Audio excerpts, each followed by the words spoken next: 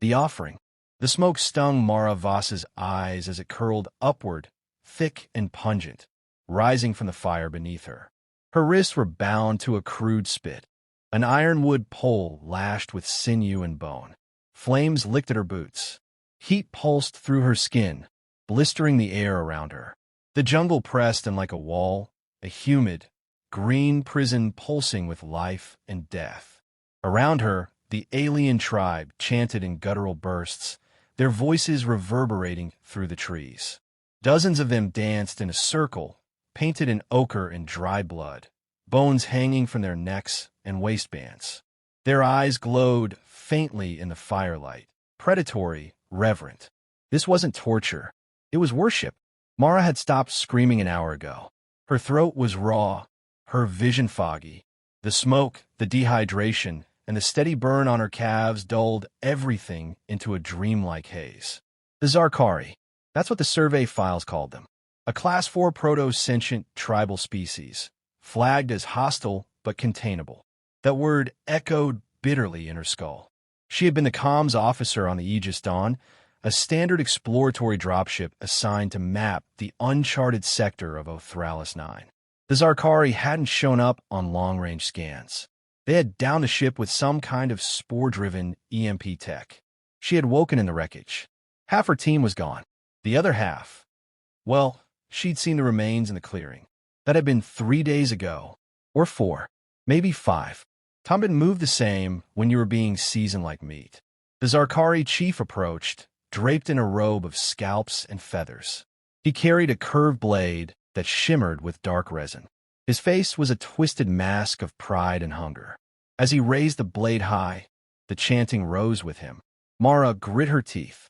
Not like this. Not cooked. Not for these savages' holy supper.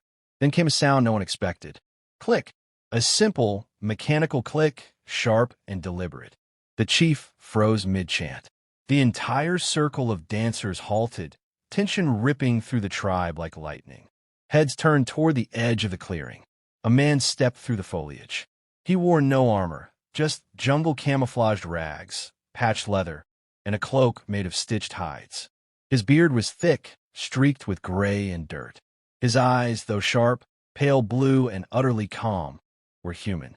He carried a sleek, black rifle built from salvage parts and wrapped in vines. A long, curved machete hung at his side. Scars crawled up his arms like a map of violence. He looked at Mara, then at the Zarkari chief, and said with gravel in his voice, "Step away from the barbecue." The jungle seemed to inhale. The chief snarled and screeched a command. Half a dozen Zarkari surged toward the man. He moved like death. The first alien's head snapped back before anyone saw the blade leave its sheath. The second caught a makeshift spike trap to the chest, set off with a flick of the man's foot. The third didn't make it halfway before a dart hissed from the man's wrist launcher, burying itself in his throat. 3 down in 3 heartbeats. The rest hesitated. Mara watched, half-conscious, as the man advanced into the firelight. He was efficient, merciless, not a soldier, something older, wilder. He fought like someone who had forgotten what mercy was. He reached her side, slicing through her bindings with a practiced swipe. She collapsed into his arms. "Name?" he asked, voice low. "Mara Voss." Aegis Dawn. Comms. Her voice cracked, and she coughed smoke. "You're lucky," he muttered, lifting her effortlessly. "They like their food slow-roasted. Another hour, and I'd be dragging a corpse." Behind them, the Zarkari regrouped, enraged. He didn't look back, just walked into the jungle shadows, Mara limp in his arms, and whispered to no one, "Try and follow. I dare you." The jungle swallowed them whole. Behind them, the fire raged on. The man who walked in. The jungle was alive with heat and motion. Trees towered like ancient gods, vines hanging like nooses, roots thick enough to trip a man to death. Somewhere behind them, the Zarkari howled into the trees, their shrill cries bouncing from bark to leaf like angry ghosts. Dane Calder didn't flinch. He moved fast but silent, ducking under foliage, stepping over predator dens without hesitation. In his arms, Mara Voss barely stirred, though her breathing was steadier now. He'd wrapped her in an animal hide cloak that reeked of sweat and blood, but it kept her warm, kept her camouflaged. Her fevered murmurs said enough. She needed water, rest, and time, none of which this planet offered for free. He reached the entrance of a cave hidden behind a thick wall of moss and fungus. He pushed through it like a curtain, crouching low as he entered the cool, damp hollow. Inside, survival gear was stacked with soldiers' precision. Traps, canisters, salvaged food packets, hand-drawn maps scratched into slate. He laid Mara on a padded bedroll and immediately began checking her vitals. Burned legs, first degree, maybe second. No broken bones. Bruising, dehydration, signs of infection, yes, but she'd live. Assuming the Zarkari didn't burn the forest down looking for her. She opened one eye as he held a water canteen to her lips. "Who are you?" Dane called her, he said without emotion. "X-Force Recon. Been stuck on this planet for 6 years. You're the first human I've seen who didn't want to eat me." Mara choked on the water, half coughing, half laughing. "You're serious?" Dane nodded, unscrewing a metal container. "Dead serious. The Zarkari think eating humans gives them visions. Fire spirits, gods of pain, whatever nonsense their witch doctors feed them. They caught my squad when we crash-landed. I was the only one who made it out." Mara sat up with effort, blinking in the dim light. "Then why didn't you leave?" "Couldn't. Communications tower was fried. No beacon, no signal, no ride home." He stirred a protein mush over a tiny burner. "But I adapted." Outside, a deep growl echoed through the forest. A hunting call. Closer now. Mara stiffened. "They're tracking us." "Of course they are." Dane didn't even look up. "They always do. Question is, are you well enough to move tomorrow?" She glanced down at her raw legs, winced, and said nothing. "That's what I thought." He handed her the food. "Eat. You'll need your strength. Because tomorrow we hit back." Mara blinked. "What?" "They've gotten too bold. Used to stay out of my sector. Now they're cooking prisoners in the open." He leaned back against the cave wall, eyes cold. "That means they think they've won. That they own this jungle." Mara swallowed a bite, then stared. "You're one man." He grinned, but it wasn't friendly. "And they're just overconfident animals in war paint. I've been studying them. I know their trails, their rituals, their hunting schedules. Every trap I've laid in the past year is still out there. Every kill I've made has left a message." Mara hesitated, then asked softly, "What kind of message?" Dane met her eyes. "Humans don't go down easy." For a moment, only the crackle of the burner filled the silence. Then Mara nodded. "I want in. You can't walk. Then I'll crawl. You don't know what they did to my team." Her hands clenched the food container. "I want payback." He watched her for a long moment, as if weighing the fire behind her eyes. "You're going to slow me down, then train me." Dane cracked his knuckles. "All right, Lieutenant. We got 12 hours till they find this place. Lesson 1, never waste daylight." He stood, motioned her toward the weapons rack, and added, "In Lesson 2, never underestimate a pissed-off human." Outside, the jungle screamed. Inside, vengeance sharpened its blade, fire and fury. By dawn, the jungle smelled like war. The sky was bruised with mist and ash. Somewhere in the distance, drums echoed, deep, rhythmic thuds that vibrated the leaves.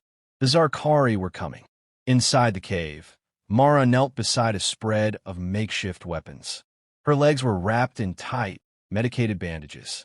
The pain was there, but dulled now, buried under the ache of rage and something sharper. Purpose. Dane stood nearby, sharpening his machete with slow, deliberate strokes. "You sure about this?" he asked without looking up. Mara locked a knife into a forearm sheath. "I didn't survive being roasted alive just to hide in a hole." Dane gave a short nod. "Good. Because we're not running." The night had been spent preparing. Dane had led her through his jungle maps, explaining how the terrain favored ambushes, how the canopy could be collapsed with preset charges, how fear could kill faster than bullets. "We don't match their numbers," he'd said, pointing to crude symbols etched in a bark. "But we don't have to. We bleed them. We make them question their gods." Now they moved through the underbrush like ghosts. Dane carried a jury-rigged pulse rifle on his back, and wore armor stitched from alien hide and plating scavenged from old drop pods. Mara had a lightweight shock spear, knives, and a small pack of charges Dane taught her to use like an artist uses paint. Their first strike came at the Zarkari hunting trail. Dane waited, crouched above the path, as a war party passed beneath him, 6 strong, armored in bones and war paint. He dropped silently, landing behind the last 2. A flash of silver, and one dropped without a sound. The second turned to scream, but Mara's spear hit him first, stabbing through his chest and crackling with electricity. The rest turned, confused, too slow. The jungle exploded. A swinging log trap smashed 2 into pulp. A detonated snare took the legs off a third. Dane was already moving, rifle humming as it spat bursts of plasma into the confusion. It wasn't a battle. It was a message. Within minutes, the jungle was quiet again, except for the crackling of a controlled fire Dane had set to lure more of them in. Mara panted, wiping blood from her cheek. That's 5? Maybe 6. 7. Dane corrected, reloading. 1 bled out under the tree. Keep count. She smirked. You're enjoying this. I enjoy sending a warning. They moved again, deeper toward the Zarkari shrine, a grotesque altar of skulls and charred bone where Mara had nearly died. The tribe would regroup there, defend it, worship it. That made it the perfect place to end things. They arrived by nightfall, hidden among the trees above the altar. Hundreds of Zarkari danced in a frenzy below, torches swaying, chants rising like thunder. The chieftain stood at the center, arms raised, preaching fire. Mara watched, silent, face pale in the glow. That's him, she whispered. He lit the pyre. You want him? Dane asked. She didn't hesitate. I need him. Dane nodded and handed her a detonator. Then let's burn their gods down. What followed was chaos. Mara planted charges along the perimeter as Dane provided cover, dropping Zarkari guards with sniper precision. Once in place, she triggered the explosives. The jungle floor erupted. Trees collapsed inward. Fire danced from root to canopy. The shrine cracked. The crowd screamed. Panic tore through them as the jungle turned against them. Mara moved like vengeance incarnate, cutting through confusion to reach the chieftain. He saw her raise his blade. Too slow. Her knife buried in his gut, then twisted. He gasped, falling to his knees. She leaned close, voice ice. You should have eaten someone else.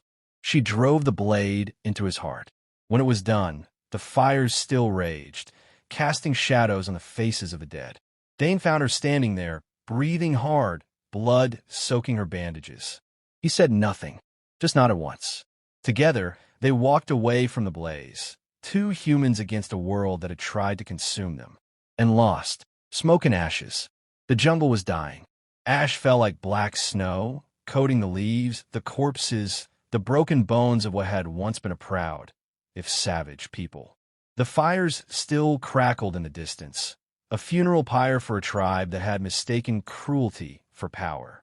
Mara Voss sat on a fallen trunk at the edge of the burned clearing, arms resting on her knees. Her muscles screamed. Her skin was split, bandaged hastily with salvage cloth. Blood had dried in her hair. Her ears rang with the echoes of screams. But she was alive. Alive and free. Dane Calder stood nearby, working methodically. He drove a salvaged beacon into the soil, adjusting the frequency until a faint green light blinked to life. There, he said, voice low. Signals broadcasting. Should reach any patrols orbiting within range. Mara watched the tiny pulse, heart hammering in her chest. Rescue. Home. She almost didn't know what that word meant anymore. How long, she asked. Could be an hour. Could be a day. Dane said, checking his rifle one last time. Depends how close they are. He didn't seem anxious, didn't fidget or pace, just sat down against a blackened boulder and began cleaning his blade, as calm as if they were waiting for a bus on some dusty earth street. Mara studied him. You're not coming back with me, are you? She asked. Dane gave a small grunt, non-committal. You should, she pressed. You survived this hell for 6 years. You deserve a ride home. He looked up at her then, and for the first time, she saw it. Not anger or pride, but something heavier.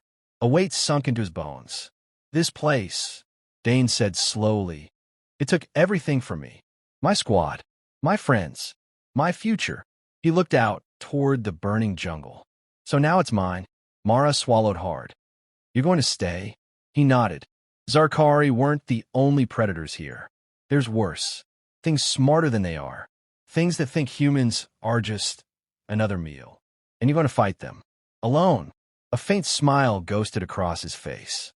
That's what humans do best. Mara felt a lump in her throat she couldn't explain. She stood, wincing, and limped the few steps over to him. She held out her hand. Thank you, she said, voice rough.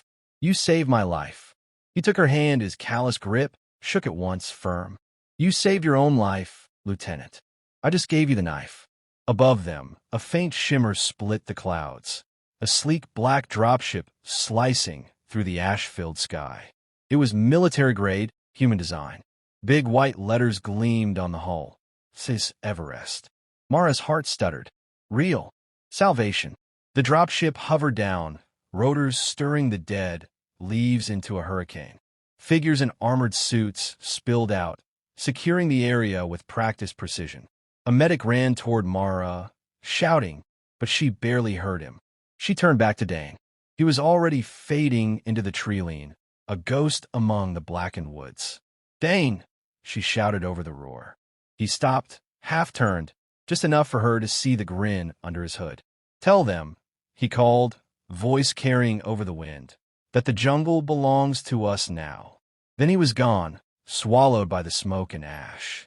Mara stood there as the medics reached her, guiding her gently toward the ship. They peppered her with questions, but her gaze stayed locked on the tree-line long after Dane disappeared. One of the soldiers muttered, "What the hell happened here?" Mara smiled faintly, broken and proud. "Humanity happened," she whispered. As the dropship lifted off, carrying her toward the stars, the jungle below burned in the shape of a scar. And somewhere beneath that smoke, one stubborn human waged a war no one else would ever see. A war he intended to win.